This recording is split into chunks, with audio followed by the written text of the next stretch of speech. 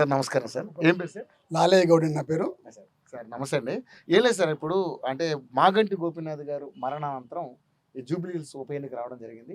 ఇక్కడ ప్రధానంగా చూసుకుంటే 3 పార్టీలు పోటీ పడుతున్నాయి, కాంగ్రెస్, బీఆర్ఎస్, బీజేపీ. సో బీఆర్ఎస్కి సంబంధించి మాగంటి గోపీనాథ్ గారి మిసెస్కి సునీత గారికి ఇచ్చారు టికెట్, కాంగ్రెస్ నుంచి నవీన్ యాదవ్.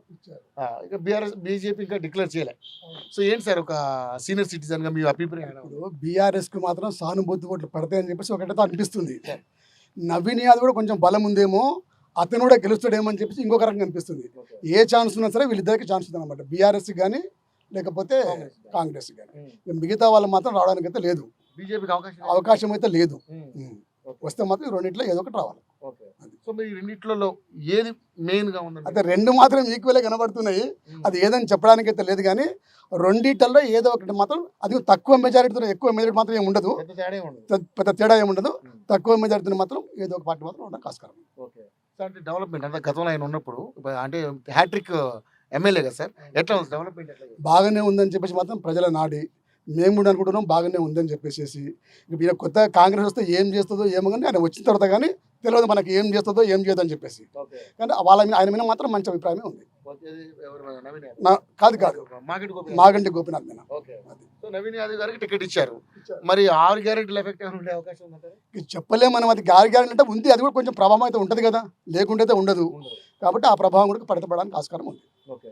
ఇప్పుడైతే ఏం డిక్లేర్ చేయలేము, ఏం చెప్పలేము. ఏ పార్టీలు వచ్చినా ఈ రెండే వస్తాయి, బీఆర్ఎస్ కానీ కాంగ్రెస్ కానీ.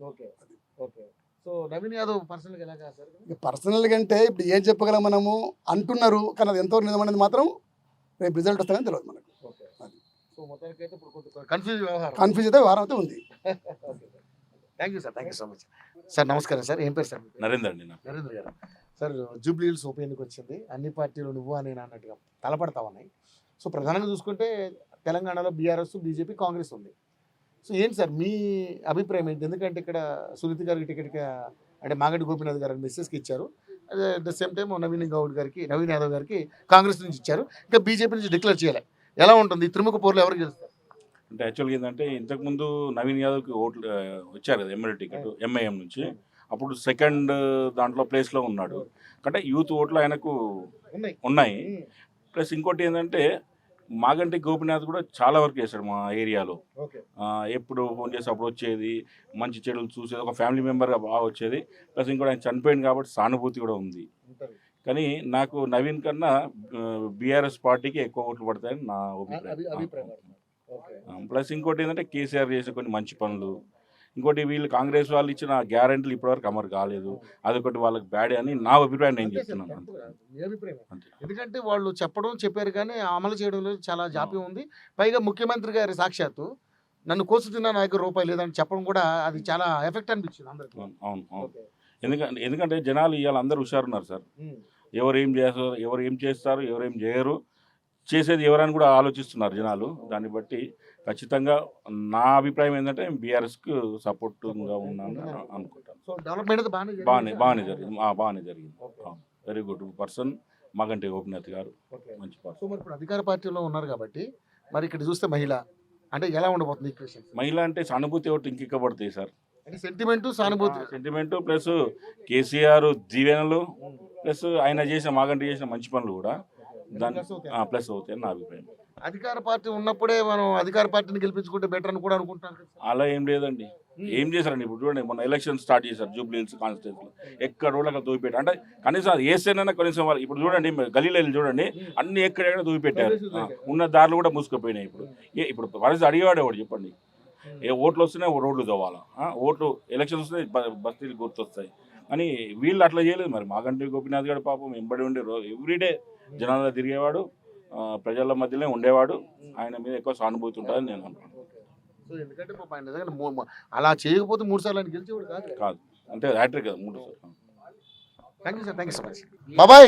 क्या नाम है आपका? अकबर मियाँ क्या आज उप एन्निका आ रहा है जुबली हिल्स में?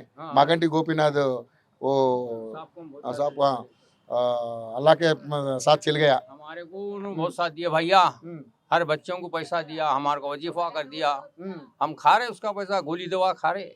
बीआरएस का? हाँ बीआरएस का से शुरू जी, अब उन्होंने दे तुम लोग कहाँ दिया जी? दिया क्या बोलो आप? कौन कांग्रेस वाला कांग्रेस वाला नहीं दिया, कोई नहीं नहीं दिया, नहीं दिया, नहीं अरे दिया। क्या करंट फ्री दिया था बोला, वो हाँ जी। वो बस फ्री क्या करे।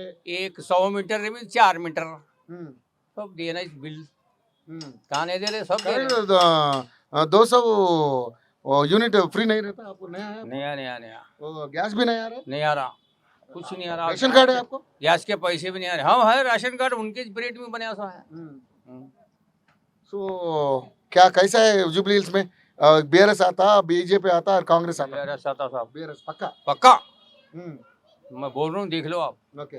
ओके, बिल्कुल आता साहब, हमारा केटीआर साहब ही चाहता, केटीआर साहब आता। बिल्कुल हमारी वादा है, देख लो आप। ओके। ये हमारे तो लोग, नवीन यादव कैसा रहता। अब वो सब नहीं बोलता मैं, अब ये बोलता हूँ, ये पार्टी का। एक पार्टी, हाँ। वो दूसरी पार्टी का बोला तो मैं मार खाऊं।